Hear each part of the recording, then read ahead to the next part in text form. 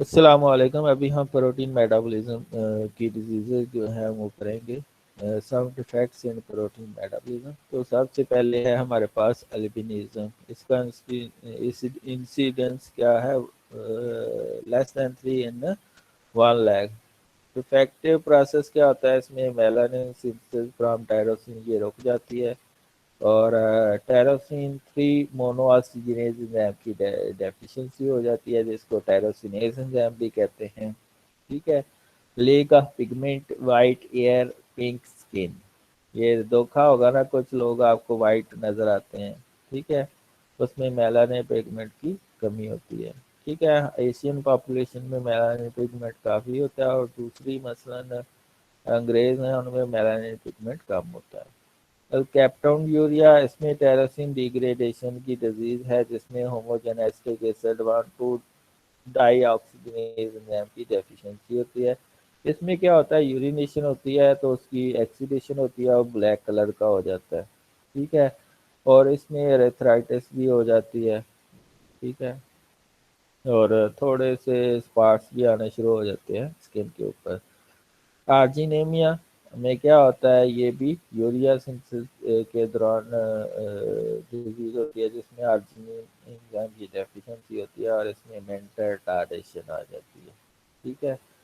आर्जिनो सक्सिनिक एसिडेमिया में क्या होता है? यूरिया साइकिल की डिजीज है जिसमें आर्जिनो सक्सिनेज एंजाइम की डेफिशिएंसी होती है और इसमें वोमिटिंग और कन्वल्शन होती है। कार्बामाइल फास्फेट सिंथेटिस 1 की डेफिशिएंसी में क्या होता है? यूरिया साइकिल है।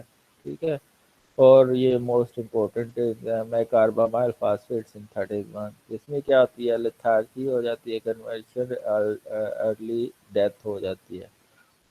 होमोसिस्टाइन यूरिया में क्या होता है? मैथियोनिन डिग्रेडेशन की है जिसमें सिस्टाथायोन बीटा सिंथेज की जो है डेफिशिएंसी होती है।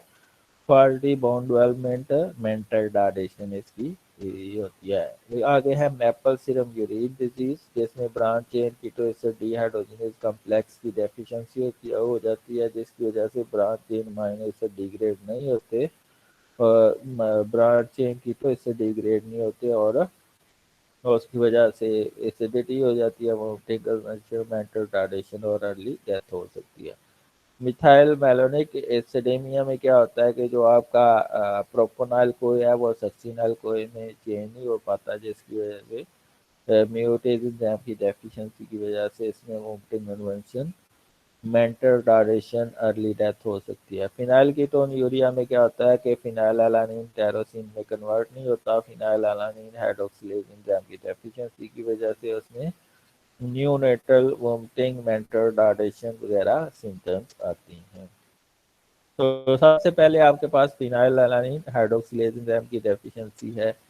इसमें क्या होता है कि जो ये फिनाइलएलानिन है वो टायरोसिन में कन्वर्ट नहीं हो पाती, जिसकी वजह से फिनाइलएलानिन के अंदर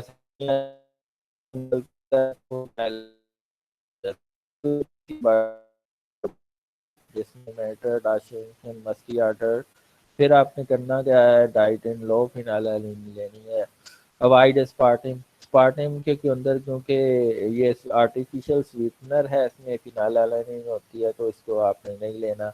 डाइट इम्पोर्टेंट ड्यूरिंग प्रेगनेंसी, जो इसके अलावा जैसे डाइट के अंदर अमीनो एसिड हैं वो लेने हैं आपने। मैक्रोसेफेली यानी कि बच्चे का साइज छोटा भी रह सकता है अगर फिनाइल कीटोन सार का साइज फिनाइल कीटोन यूरिया की डिजीज में। दूसरी है मेलानिन पिगमेंट नहीं बनता, जिसमें टायरोसिनेज एंजाइम की डेफिशिएंसी है, तो एल्बिनिज्म हो जाती है। ये वही है, वाइट एयर्स और स्किन जो है वो हो जाती है।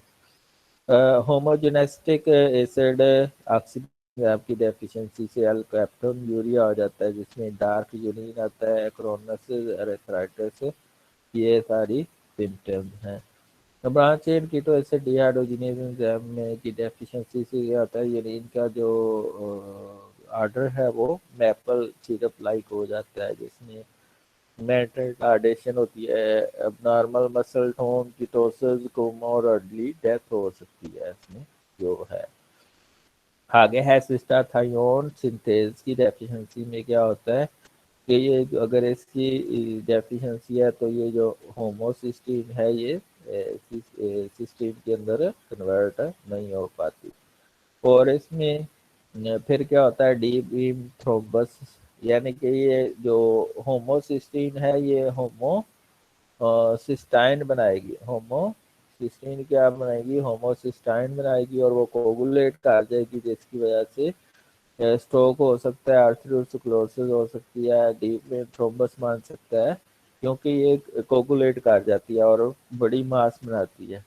इसके अलावा मार्फल लाइक हैबिचुअल यानी कि मेंटल रिटार्डेशन आती है, जॉइंट कंट्रैक्चर्स आते हैं इस डिजीज के कंडीशन में। यूरिया साइकिल में हमने ये दो मोस्ट इम्पोर्टेंट हाइपरमोनीमिया टाइप 1 और हाइपरमोनीमिया टाइप 2 पढ़े हैं। इस एंजाइम की फर्स्ट एंजाइम की डेफिशिएंसी से क्या होता है, हाइपरमोनीमिया टाइप 1, और इसकी एंजाइम की डेफिशिएंसी से होता है हाइपरमोनीमिया टाइप 2। ये दोनों में ग्लूटामीन का लेवल बढ़ जाता है, दोनों में ब्लड यूरिया नाइट्रोजन बढ़ जाता है। इस केस में थोड़ा सा वेरिएशन है, नो अरोटिक एसिड। ठीक है, क्यों? क्योंकि ये पहला ही रिएक्शन है और अमोनिया की यूटिलाइजेशन हो रही है, तो इसमें अरोटिक एसिड नहीं बनता। तो लेकिन ये दूसरा एंजाइम है, इसमें कार्बामाइल फास्फेट तो बन जाता है। कार्बामाइल फास्फेट दो पाथवे तैयार कर सकता है, एक तो ये यूरिया साइकिल में जा सकता है, दूसरा न्यूक्लियोटाइड की सिंथेसिस में जा सकता है। न्यूक्लियोटाइड सिंथेसिस में एक और चीज बनती है जिसको हम अरोटिक एसिड कहते हैं। तो अरोटिक एसिड का लेवल बढ़ जाता है क्योंकि कार्बामाइल फास्फेट इस यहाँ से यहाँ तक तो बढ़ रहा है लेकिन आगे कंज्यूम नहीं हो रहा, तो वो दूसरे पाथवे अरोटिक एसिड की सिंथेसिस में चला जाता है, तो अरोटिक एसिड का लेवल बढ़ जाता है। ठीक है, तो ये एक्सलेंट है और ये ऑटोसोमल है। बकाया सिम्टम सेम है, सेरेब्रल एडिमा, लेथार्जी, कन्वर्शन, कामा और डेथ। ये आप देख सकते हैं कि कार्बामाइल फास्फेट सिंथेटिस 2 जो है वो न्यूक्लियोटाइड की सिंथेसिस में, न्यूक्लियोटाइड बेसिस की सिंथेसिस में हेल्प आउट करता है। ये आप देखें कार्बामाइल फास्फेट जो बन रहा है, ये कार्बामाइल फास्फेट सिंथेटिस 2 की म्यूकिन बना है। उधर कहाँ से बन रहा था, कार्बामाइल फास्फेट सिंथेटिस 1 की म्यूकिन में, और ये फिर ओरोटिक एसिड बना रहा है।